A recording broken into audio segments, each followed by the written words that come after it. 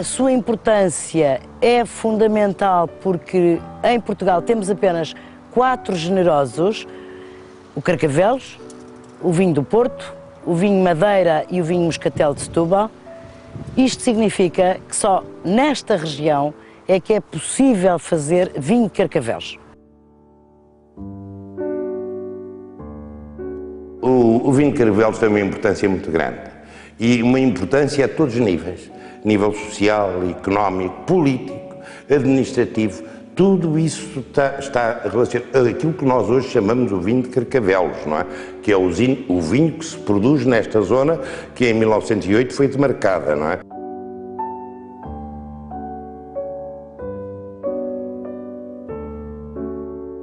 O documento mais antigo que eu conheço, que fala da importância da vinha e do destaque que é dado à vinha, é de 1370, 24 de abril de 1370.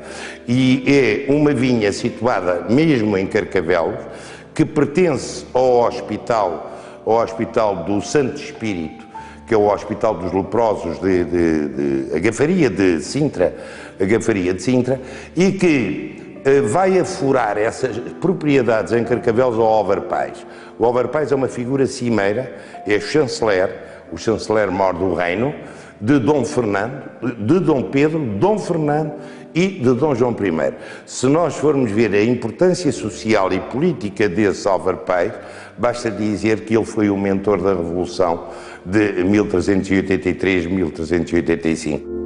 Nesse afuramento, o único elemento dessas propriedades que são afuradas, o único elemento que aparece destacado é a chamar de atenção para o cuidado a ter com a vinha, o que mostra, já em 1370, a grande importância que, sob o ponto de vista económico, a vinha tinha.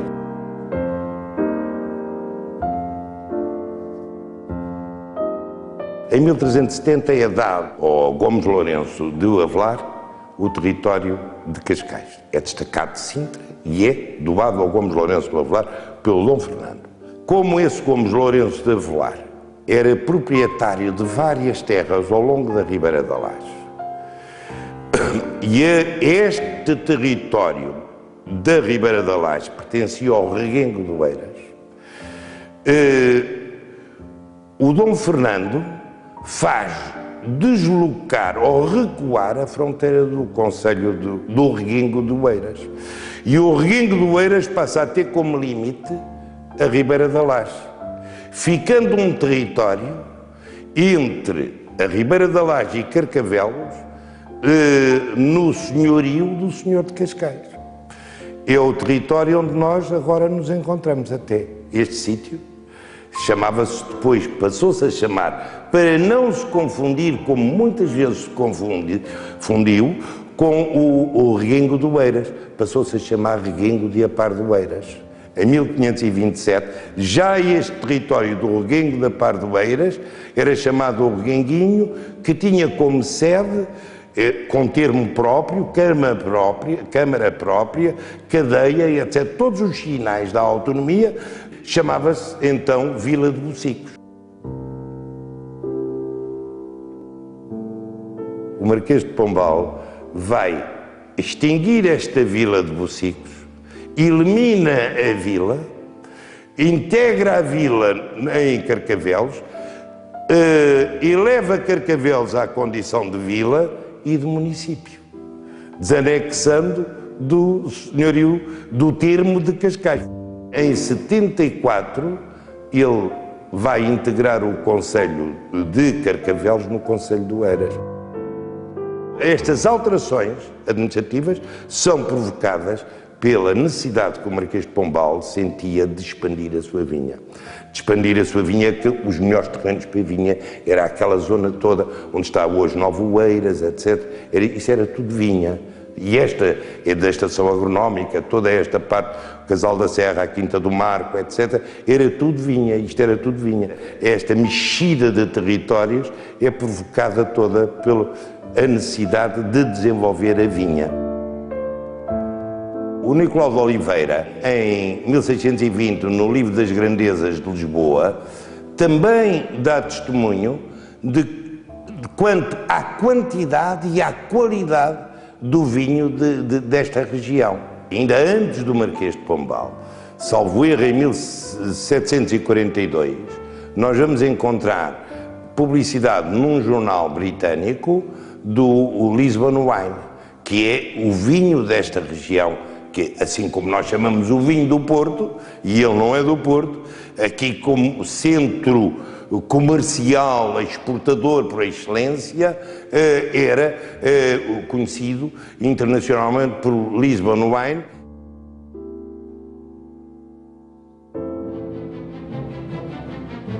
E agora sim, apetece falar já do Marquês. Apetece falar do Marquês, que, quanto a mim, é um homem, um governante exemplar no seu tempo. Foi um homem que quis sacudir este país, quis tirar este país da modorra em que vivia para o alçar, de facto, a um nível avançado, a um nível dos países mais avançados europeus, e o Marquês de Pombal também segue na sua vida própria, privada, não só na sua vida pública, estes princípios de avanço, esta dinâmica, e é neste sentido que ele, ao herdar aqui o Morgadil do Oeiras, ele vai desenvolver a vinha. Reparem a adega monumental que ele constrói. Uma adega com uma capacidade, salvo erro, tinha capacidade para aí uns 14 a 16 tonéis.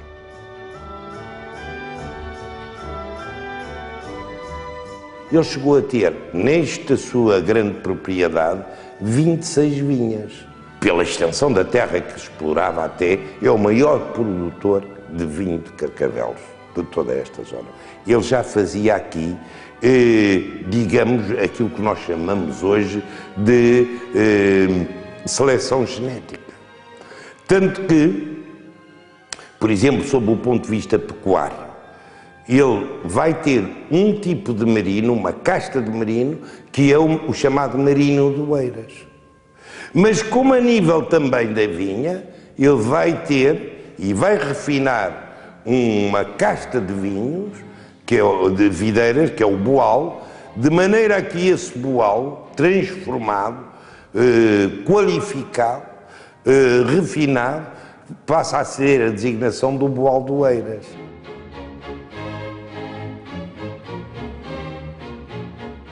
Pela sua qualidade, mas aqui também temos que ver não só a qualidade do vinho chamado de Carcavelos, genericamente Carcavelos, mas que era o vinho de Oeiras, servir também para melhorar o vinho do Porto, o chamado vinho do Porto, que é do Douro. Ele vendia, para nós termos uma ideia da produção, ele vendia por ano uma média de 250 pipas de vinho à companhia, à Real Companhia. Recebia 36 mil reis por cada pipa, mas recebia mais, porque ele também, ele tinha os direitos também das portagens, e como esse vinho era exportado através de de Passo de Arcos, ele, por cada pipa, recebia a portagem de 50 reis. E ele não dava pontos em nó. Mas não podemos apanhar o Marquês em irregularidades. Não há irregularidades na vida do Marquês, não há. Se ele tem direito, ele vai lá.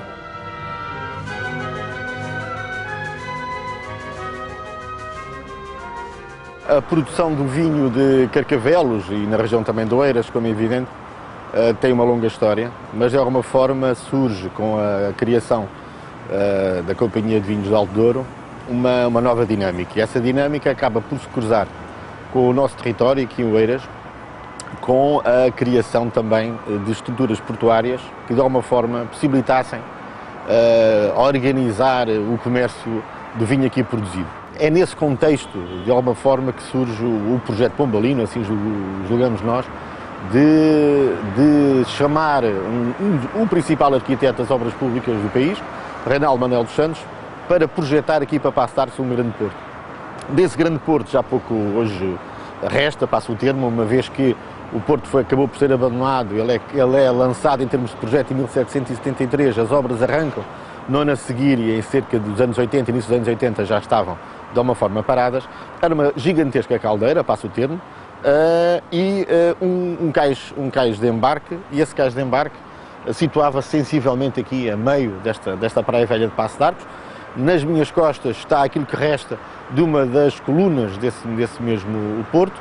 Era a partir daqui que era embarcado. É óbvio que a criação deste porto não está só associada à questão mercantil e ao comércio do vinho, como é óbvio, né?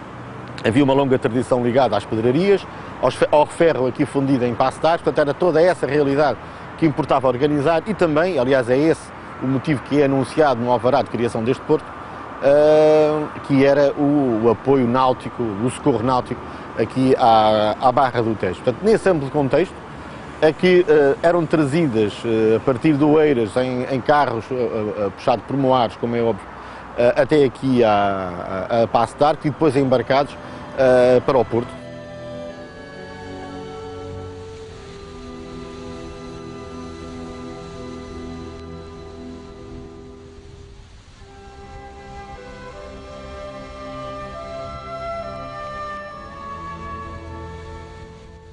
O Marquês vai dar um grande impulso, de facto, à produção do vinho de Carcavelos. E vai dar um grande impulso e é aí que ele vai ganhar uma outra dimensão internacional. Se nós formos ver, que o vinho de Carcavelos é oferecido, e produção do Marquês, é oferecido em 1752 ao Imperador da China, 2 garrafas preciosamente encaixotadas, não é? Várias vezes foi, ao Clemente XIV Papa, foi oferecido vinho de Carcavelos, daqui, da Quinta do Marquês. Ele mandava. Quem é que se encarrega da expansão da produção do Marquês no Brasil? O próprio irmão, o Francisco Xavier Mendonça Furtado, quando foi governador do Pará. Ele mesmo se encarrega de levar para lá o vinho daqui de Oeiras.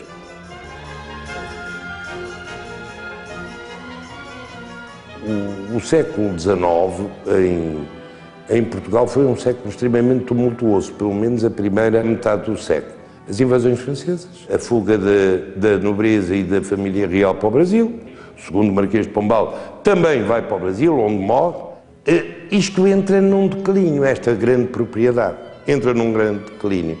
Claro está que mais tarde o quarto Marquês de Pombal vai tentar recuperar a vinha.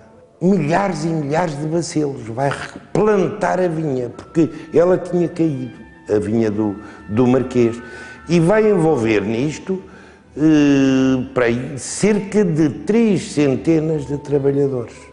Repara, 3 centenas de trabalhadores não está incorreto. São 200 militares que vêm de Cascais e cerca de 80 a 90 trabalhadores. Mas depois temos a Guerra Civil. E esta recuperação que tentam da vinha não vai dar resultado, até porque logo em 52 as vinhas são atacadas pelo Uíde. Logo a seguir, isto é em 52, em 70 e tal vem a filoxera. E a partir daí, vinho não existe quase.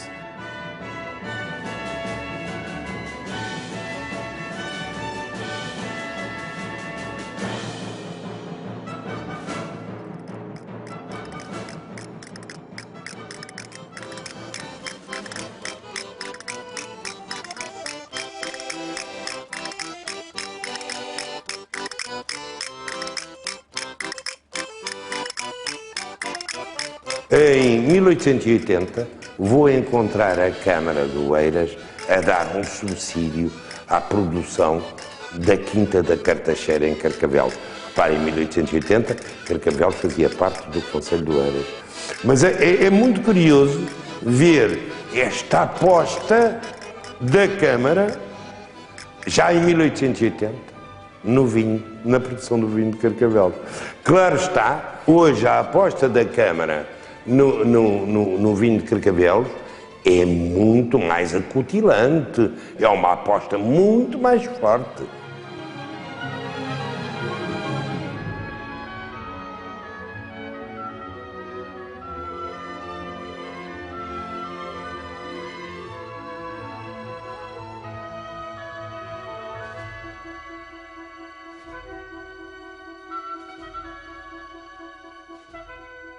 Este complexo, o Casal da Manteiga, ou a Boaria, como também se dizia inicialmente, foi totalmente custeada, estas obras de adaptação à adega, foi custeada pela Câmara.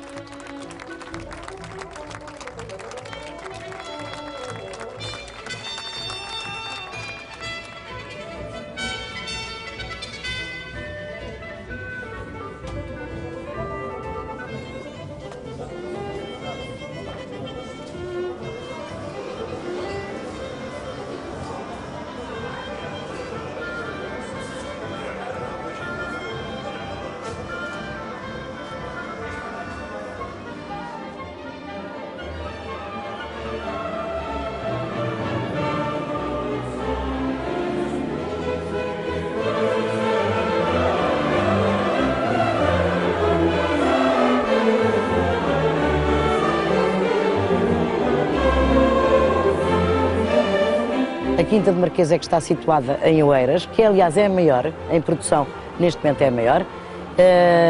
Vamos chegar com certeza aos 20 hectares, neste momento há 12, aproximadamente 12 hectares.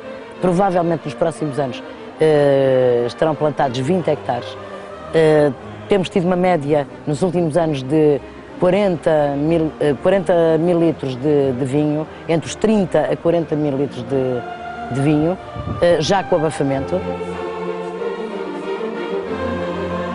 Clima marítimo, o solo e as castas. São os três grandes fatores. Depois, a intervenção da tecnologia de fabrico.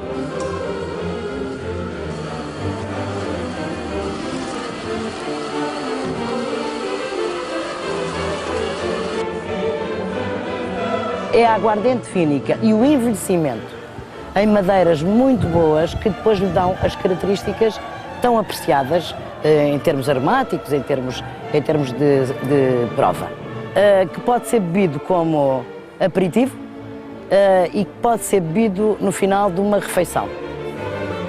Nesta aposta do vinho de Carcavelos, que é um fator de prestígio desta região. É uma maneira até de recuperar a história numa vertente económica que muito contributo deu ao desenvolvimento desta zona, não é?